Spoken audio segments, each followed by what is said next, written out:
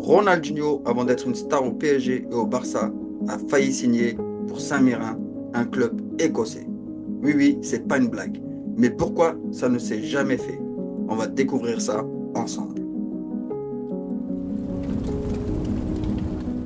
Yo l'équipe, bienvenue sur H2F Story. Aujourd'hui, on va plonger dans une des histoires les plus fascinantes du football, le transfert avorté de Ronaldinho en Écosse.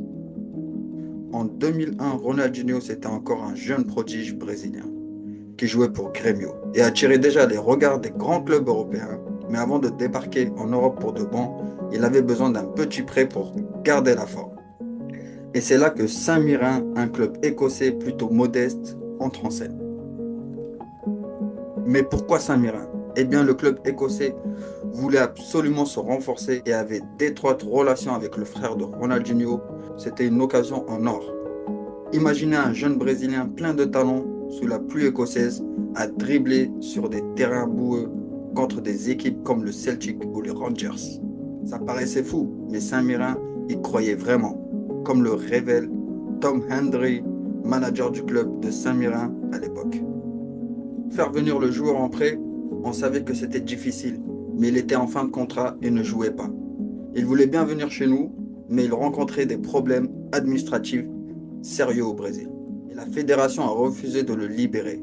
J'étais très déçu. Ça semble presque bizarre d'être en train de parler d'un joueur de cette trempe comme ayant pu être un joueur de Saint-Mirren. Mais voilà, le transfert ne s'est jamais fait. Pourquoi? À cause d'un permis de travail. À l'époque, les règles pour les joueurs étrangers en Grande-Bretagne étaient super strictes. Et Ronaldinho ne cochait pas encore toutes les cases pour jouer là-bas.